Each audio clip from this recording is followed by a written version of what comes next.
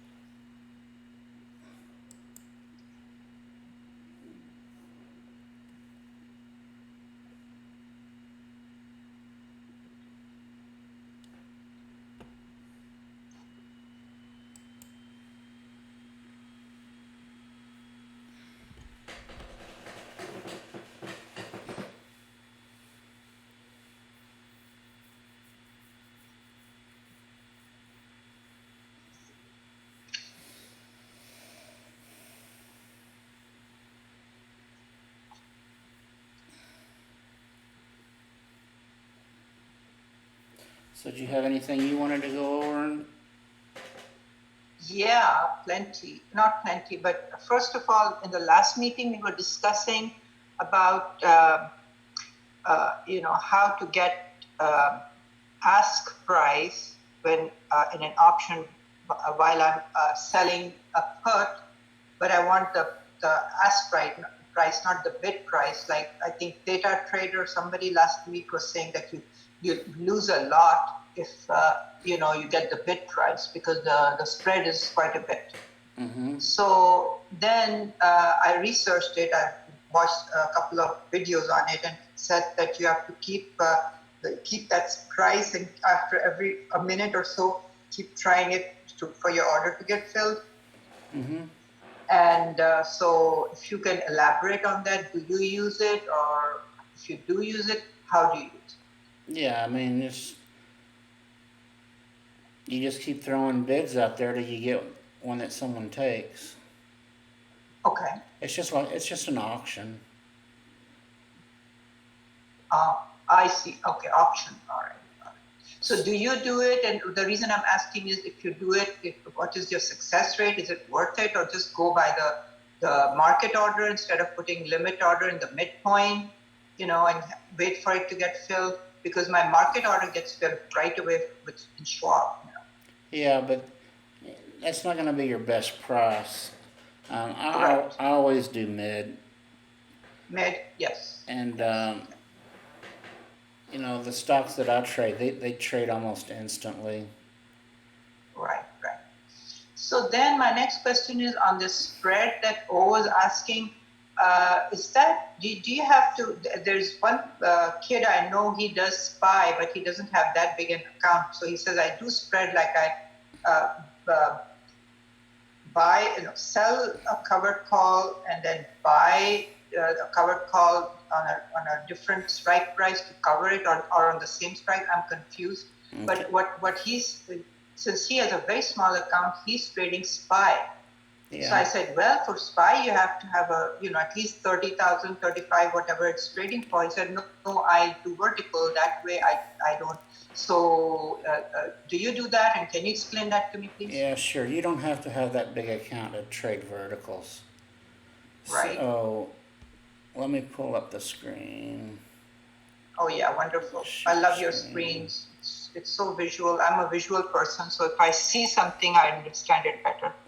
Okay, so let's look at SPY. Yes.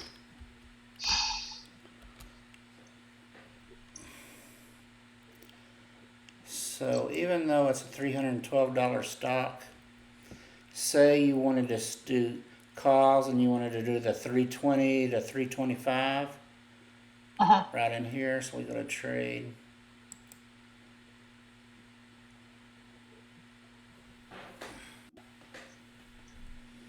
Let's say we go 11 days out.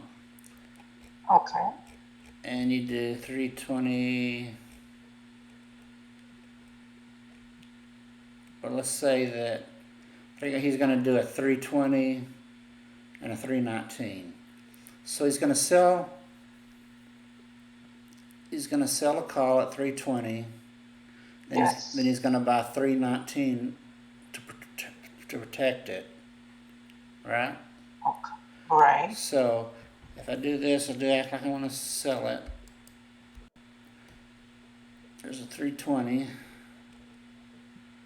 and here's a 319 for protection. Didn't work. 320. 319 for protection. So let's just do one contract. Right. And this is a vertical. So you're selling higher, and then right next underneath it, you're buying. Same expiration date. Yeah. And this is how you do a vertical, and so you can get a 69-cent credit on that. And if I do confirm and send, it only requires $32 of margin. Oh, really? That's interesting. Because, see, it's not doing a naked one. It's doing one that's backed up.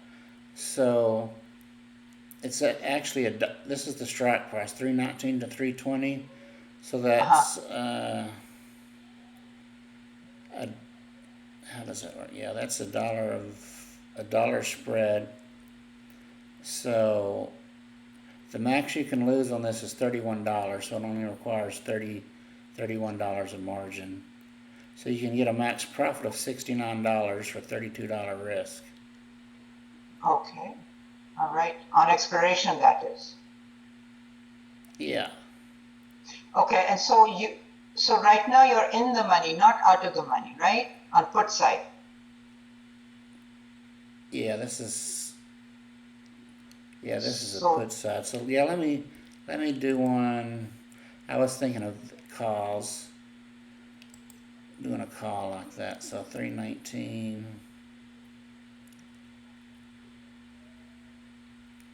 I'm kind of half asleep, sorry.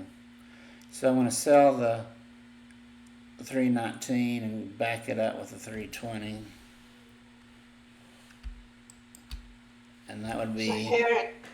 So here it's the opposite. Here you're going, with sell you're going lower, and one strike higher is the buy.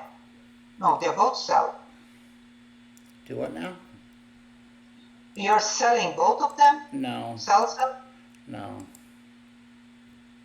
Oh, it's a buy. Yeah, that's it. Yeah, it's a vertical, so. Vertical. And so here you are, oh God, you're out of the money on the call side, and the strike that you are selling is lower than, and the buy is higher. Oh, okay. So sell is lower, buy is higher. Yeah, so we're at 312, and if we're doing a vertical call spread, right, 319 would be the call, and 320 would be the backup.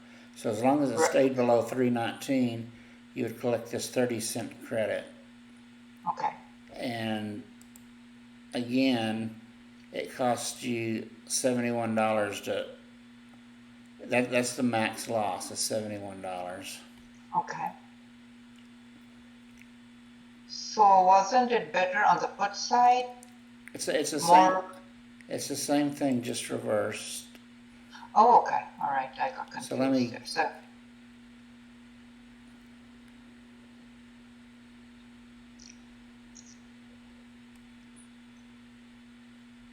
close that out. I didn't,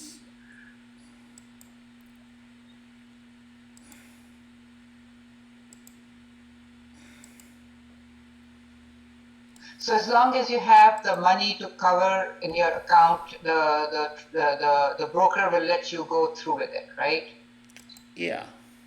If you lose, then they you are debited, and if you win, then you credit. You already get the premium, isn't it true? And it's taken away right away if you lose. Is that Well, how it works? no, what happens is as soon as you put on a credit spread, you immediately get your premium. It goes into your Right. account. Now Uh-huh. you're on the hook uh, until you buy it back or till expiration. Mm-hmm.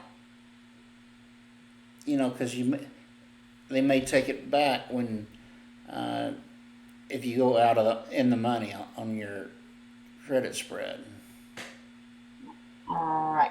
So say it went over what three? Say it went to 325, then you would lose on both your put and your um, on Both both of your options. sell and buy. They would get executed, Okay. and so that would um, take you down to whatever it was. But not if you did it like on the put side. Say you sold it at 260 for a 306, and you backed it up at 245. You get a 20-cent credit. Uh-huh. And this is why people do 10 contracts, because 20-cent Right. credits is not very much. But if I No. did a confirm and send, you could see that the max profit is 200 Uh-huh. and the max loss is 800. All right. So that's how you can work with these large stocks with a very small account. Oh, so my question next, Randy, is what can go wrong with this? I mean, like you said, it can go up if Well, the stock. in this case, if the stock goes below 306, you're going to start being in the money. So Uh-huh. the worst case on this scenario is if it goes all the way through 305, you're going to lose $800. Uh-huh. Now that's for 10 contracts. You can back it down and only do To one one. contract. Yeah, absolutely. So confirm and send. Then your worst case is $81, but your max profit is only $20. Only 20 years. So it's kind of a 1-to-4 ratio. Okay. So going over it again, the strike price is the two is 319 and 320. The actual stock is 312, and the loss would be if I on the put side, if I put a spread, the stock goes lower or higher. I have to figure that out in my mind. Yeah, it has to. When you're on the put side, if the stock goes lower than this 306, then you're going to be in the money, or the buyer is going to be in the money, and you're going to start losing money. Right. You want it to stay above 306 on the put side. So it can, you can take it from 312 all the way down to 307 and be safe. You hit 306, you're going to start losing, and at 305, you're hitting max loss. Okay. It's just like doing the cash covered. Yeah, the put. Except you're covering it with another option. Now I don't like doing it this way just because the protection costs you so much. Because if I was going to do a 305 sell, just the way I normally do it, you know, in the cash secured, Put. yeah, I'm going to collect $240, but then my max loss is $30,000. Oof. Yeah. It's kind of silly because that $30,000 means it goes to zero. Oh, okay. Yeah. Right. You know, Yes. so So you would, even if if you sell a put, if it goes down, you'd be assigned the whatever amount, right? oh yes, You don't really lose. You don't really lose. You get, you're assigned the stock, and then you turn around and start selling covered Yeah. calls, right? That's the whole point. yeah, but the brokers look at this like it's unlimited risk because they don't know how low it's going to go and how much your account can absorb, Right. and that's why these small accounts can't do cash secured puts. That's why they do the verticals. The verticals, okay, yeah. But say if it's going like 30,000 or 3,000, 12, whatever, at $23, $31,223. If I have it in my account, then I can't trade it. Then I can sell the put, right? Right. If you don't have enough to actually buy the stock, you can't sell the put. Right. But if you do, you can, and then of course, if it's assigned, then they will assign you you are the owner of 100 shares of SPY, right? Yeah, exactly. Oh, okay, I got it. So yeah, this is, kids are doing it who don't have a big account, doing what you just showed me, and so I was kind of curious. This one kid is doing it, and he said no.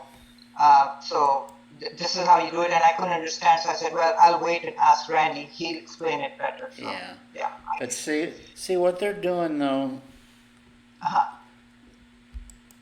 Like if I did this one and backed it up with that, if it'll do it. No, that's not right.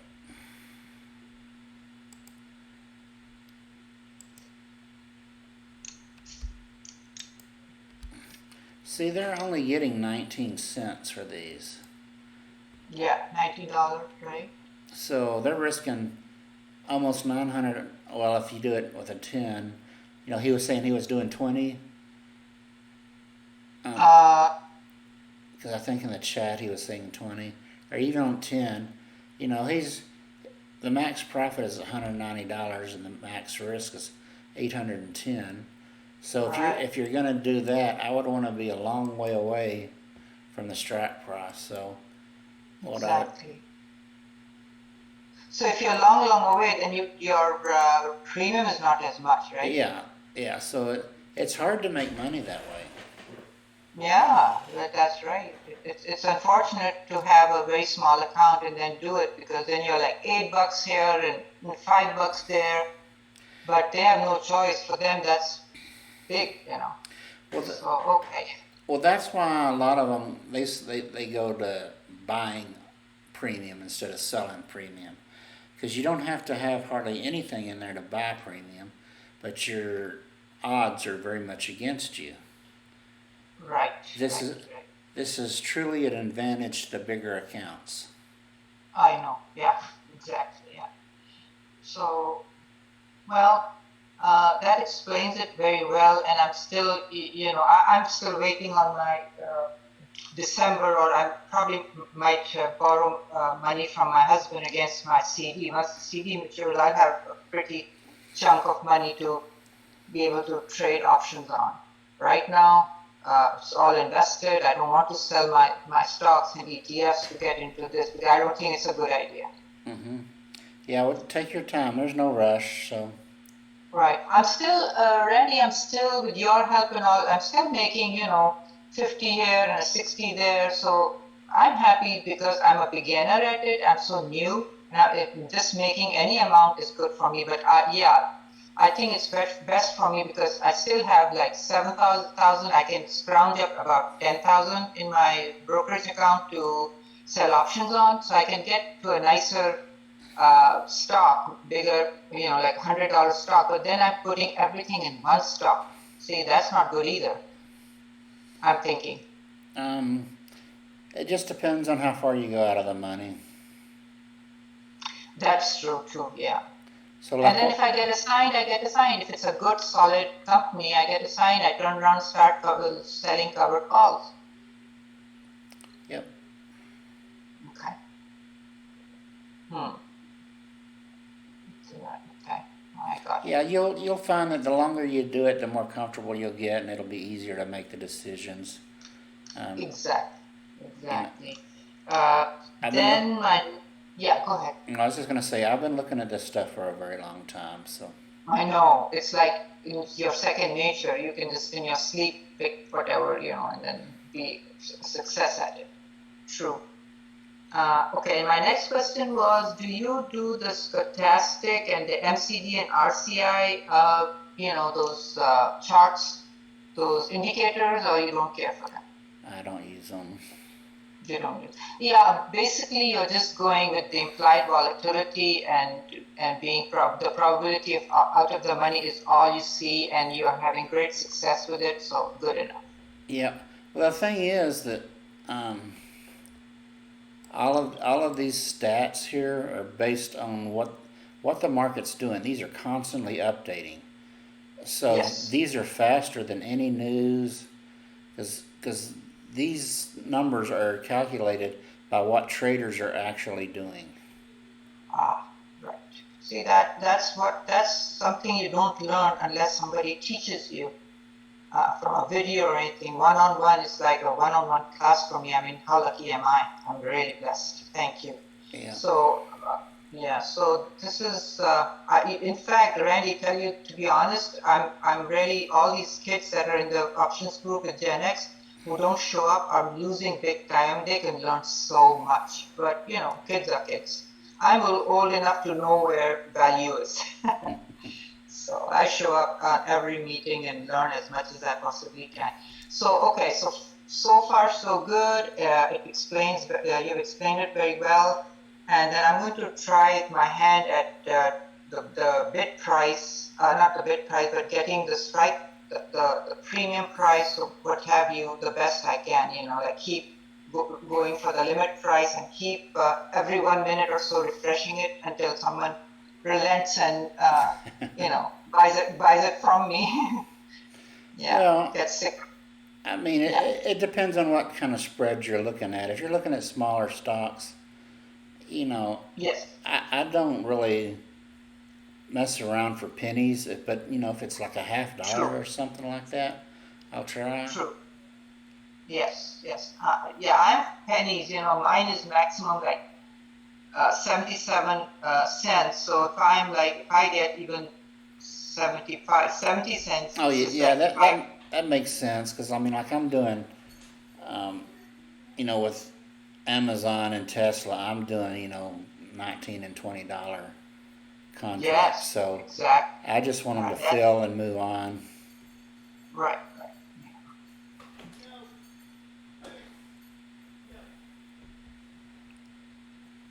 Yeah, one day I'll be able to do Tesla and Amazon too, but not right now. What was that? I said one day I will be doing Tesla and Amazon too. Right Sure. now, once my account matures, I mean the CD, then I can do SPY easily. I can do 2 or 3, that kind of, Well, like big. I did like Visa for a whole year. It started off at like $130 stock. I didn't jump into these overnight. It took me Oh, okay. it took me a long time to build up to it. True. Yes, that's how it should be taken. So Visa was how much did you say? 120. So if it's 120, then I need about $12,000. For what now? So for Visa, it's going. You said it was going 120, so I just need No. 12,000. That's when I started. Yeah, way back, right. If I do right now when my account matures, that's what I can do it instead of jumping into SPY, which is like, my goodness, Yeah, 30,000. That's a Visa big account. Visa's $195, so it's Oh, 19,000. oh, 19, right, 19,000. Yeah, Okay. in a minute.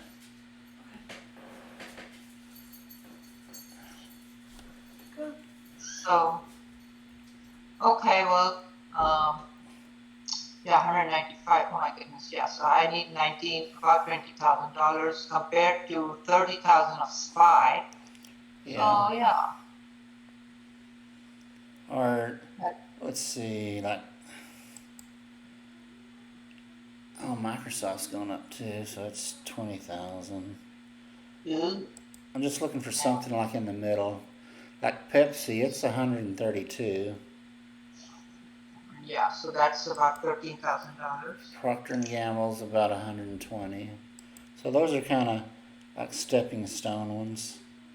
Yes, yes, that would be, and I would be kind of more comfortable covering, uh, Cisco, AMD is another one that you recommend. Well, I just did AMD because everyone's asking for a $50 stock. But Yeah, I was too. I was too. But there's not much premium in there lately. So the premium. Oh, and I wanted to ask you another thing. Open interest means how many contracts are open. So that tells you that how many people are interested or trading that stock, right? correct. And then volume is how many contracts exchange hands. So the higher the volume, the closer the bid and ask price would be. Yeah, probably, but Yeah, the yeah, volume is how many have traded that day. The open interest is how many total contracts are open. okay. So do you personally look at all that or you don't? Or No, you're too, you're comfortable, you don't care to look at all that? like like I say, I'm in the big stocks, so there's always volume. Volume, And exactly. all the stocks we've talked about, there's always volume. You only have to look at that if you're looking at some obscure company that just hardly trades. Because Okay. if there's no volume, you might get stuck in it and can't sell it. But anything on Exactly. the S&P 500, anything on the Dow 30, any of the big Oh, stocks, there's lots of volume. right. Okay. So what is your take on the Cisco, the CSCO, which is the,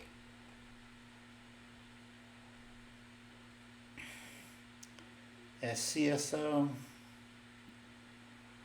yeah.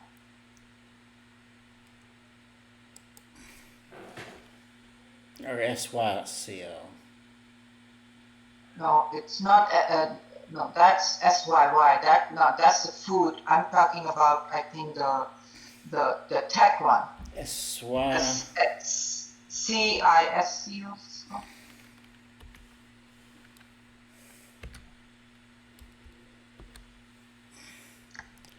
no, try that symbol CI. again. SYCO. No, it's CSCO. Cisco. C. It starts with C. Okay. CSCO? Uh, I guess so. Let me I check. don't know. It's not one I follow, so I don't know it. So CSCO. That's it. Yeah, that's CSCO. Yeah, exactly. So So So it's going 45. That's comfortable for me, and I don't know how much premium. well, looking at the chart, it seems to find a balance right about here. Of course, it dropped on the pandemic right here, but it Yes, hit a but high of 58. So 45. Let's look trade. Let's look 13 days out. Let's look at 68%. About 35 to 40 cents. That's pretty good. Well, not so much, but still. So, Randy, you stay with 68% or higher or lower, I mean 72, right? Like I say, it just depends. I use 68 and I come in and I find it and I see where it's at. Oh, And it depends on whether I want to buy the stock or whether I don't. So don't. if I really didn't mind buying it, then I would come down here and come close and get some higher premium. Good higher premium, right? And Yes. if I kind of just really didn't want it, I'd go up and go lower. That's just a starting spot. Okay. All right. So just remember, the more you trade, the closer it will get to this probability of out of the money. But it's just a probability because this is going to change from day to day. News will happen. These don't stay the same. They change. If you look at it, they change every minute. That's true too. Yes. Okay. Yeah, that was kind of concerning me. I was like, in the beginning, when I started, I said, what? It was right there, and now it's all the way down. What happened? So, of course, the more you look at this chart and the more you trade, the better you get the feel of it. So, Yeah, right. like I say, it's just a starting spot because there are no absolutes. The market is a very fluid thing. Right. You know, if you kind of watch the news a little bit, and if the market's having a bad day, you might want to back off. If the market's having a good day, it might change your mind. Right. So now if the market is having a bad day, it's going to drop. So then at that time, I can always sell a put. Isn't that how it works? Well, if the market's having a real bad day, it may just go all the way down through your put. But yeah, as the market drops, fear will increase, and these premiums will increase. Right, right. But then the chances of you being assigned also increases too. And Because that it might and go. that and that's why the premium increases because it's paying you to take that risk. Okay, gotcha. So That you just makes have to determine how much risk you're comfortable with. right. And if you really want to own that stock, then you go ahead and take the risk, but then you go way up like, 26%, might as well get the best premium and then, get the stock assigned and take it from there, right? That is a way to buy it. Okay. So on the flip side, if you get assigned the stock and then you want to sell calls, and you also do the same thing, like you go with the fattest premium that you can get, like right above the right, just where the out of the money and the in the money is, right there. Then your stock is taken away. So how does that the impact on the taxes would be? It will be short term gain, right? That's how I pay a tax on that. Yeah. Because I sold it, I bought it, and I sold it. The next day or right away it was sold, so it's a short term. Right. And yeah, and since we never enjoyed the Roth, Roth is way after my husband was the work field. He did not have this, so there's no Roth IRA. It's just straight taxable account for us because we are retired. All mine is taxable too. So. Yeah, but we are in the lower tax bracket, so we don't get to get taxed on it. So, okay, yeah, that makes sense. Oh, thank you so much, Randy. You don't know how much I appreciate you. I wish more people will join and ask you questions, but it's there. We can't motivate or force people to do anything. So I'll let you go. I think your wife just prompted you from behind, asking you when you're going to be free. So I'll have next chat that we have. I mean, not on the Discord. The next meeting would be Thursday. If you're still willing to, even if it's just I am there, I would be most happy to attend again, because then I'll have more questions for you. Okay. Until I have no more questions, and then you're free. A Thumper just joined us. Thumper just joined us, so. Oh, he did. Oh, okay. Yeah. But I have one more question. Now he left. Oh, he left already? No, yeah, he came. Oh, yeah, he peeks in there. He lurks. That kid is crazy. So, do you want to share anything that you did that happened to you in the options today, or not today, but this week that I could benefit from, or everything is smooth? Yeah, everything's just going along just fine. Oh, okay, great. I mean, I kind of throw my trades out there and stuff, so Yeah, I always watch it very closely when you have that thing there, and try to read it and understand what's going on. And so, okay, so far so good. It's 10:30, so you gave me a good half an hour of your day, and I again appreciate it. And you have a good day. okay, thanks, you too. We'll talk to you later. Talk to you. Yeah, thank you very much. Bye.